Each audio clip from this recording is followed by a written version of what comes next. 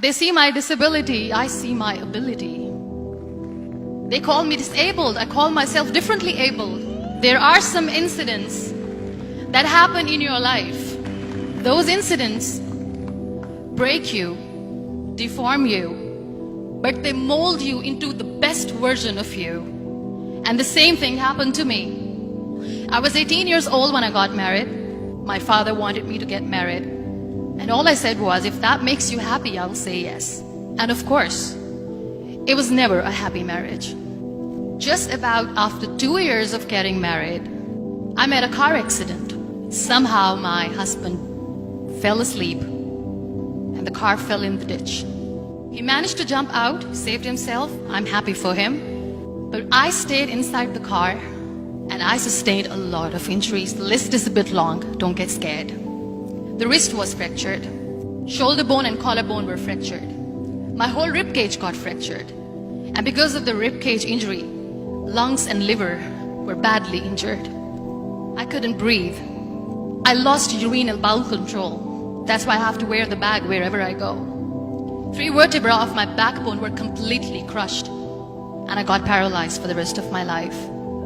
I finally ended up in a hospital where I stayed for 2.5 months. I underwent multiple surgeries. One day, doctor came to me and he said, well, I heard that you wanted to be an artist, but you ended up being a housewife. I have a bad news for you.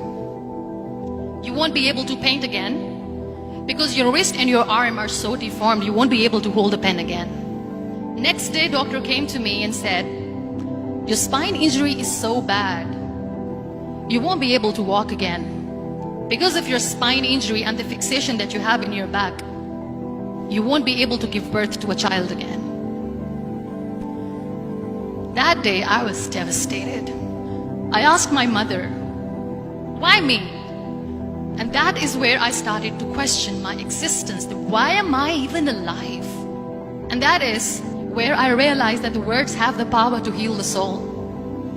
My mother said to me, this too shall pass. God has a greater plan for you. I don't know what it is, but He surely has. And in all that distress and grief, somehow or the other, those words were so magical that they kept me going. One day I asked my brothers, I know I have a deformed hand, but I'm tired of looking at these white walls in the hospital and wearing these white scrubs. I'm getting tired of this. I want to add more colors to my life. I want to do something. Bring me some colors. Bring me some small canvas. I want to paint. So the very first painting I made was on my deathbed, where I painted for the very first time. It was not just an art piece or just my passion. It was my therapy. And then I was discharged and I went back home. And I went back home and I realized that I have developed a lot of pressure ulcers on my back and on my hip bone. I was unable to sit. There were a lot of infections in my body, a lot of allergies. So doctors wanted me to lie down on the bed straight for not 6 months, for not 1 year, for 2 years. I was bedridden, confined in that one room, looking outside the window, listening to the birds chirping, and thinking maybe there will be a time when we'll be going out with the family and enjoying the nature. That was the time where I realized how lucky people are. That is the time where I realized that the day I'm going to sit, I'm going to share this pain with everyone to make them realize how blessed they are, and they don't even consider them lucky. That day I decided that I'm going to fight my fears. We all have fears. Fear of unknown, fear of losing people, fear of losing health, money. We want to excel in career, we want to become famous, we want to get money. We are scared all the time. So I wrote down one by one all those fears. And I decided that I'm going to overcome these fears one at a time. You know what was my biggest fear? Divorce. I was trying to cling on to this person who didn't want me anymore, but I said no. I have to make it work. But the day I decided that this is nothing but my fear, I liberated myself by setting him free. And I made myself emotionally so strong that the day I got the news that he's getting married, I sent him a text that I'm so happy for you and I wish you all the best. And he knows that I pray for him today. Number 2 was, I won't be able to be a mother again. And that was quite devastating for me.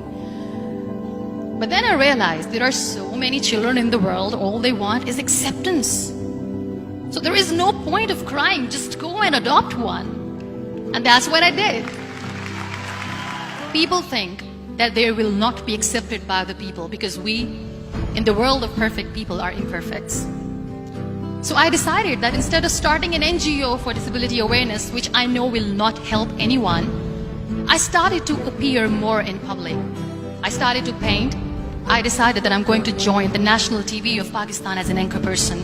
And I've been doing a lot of shows for the last 3 years. I became the National Goodwill Ambassador for UN Women Pakistan, and now I speak for the rights of women, children. We talk about inclusion, diversity, gender equality, which is a must. Every time I go in public, I always smile. It's always a big toothy smile on my face, and people ask me, don't you get tired of smiling all the time? What's the secret? I always say one thing, that I have stopped worrying about the things that I have lost, the people that I have lost. Things and people who were meant to be with me are with me. And sometimes, somebody's absence makes you a better person. Cherish their absence. It's always a blessing in disguise. Live your life fully. Accept yourself the way you are. Be kind to yourself. Be kind to yourself. I'll repeat, be kind to yourself, and only then you can be kind to others. Love yourself and spread that love. Life will be hard. There will be turmoils, there will be trials, but that will only make you stronger. So when you accept yourself the way you are, the world recognizes you. It all starts from within.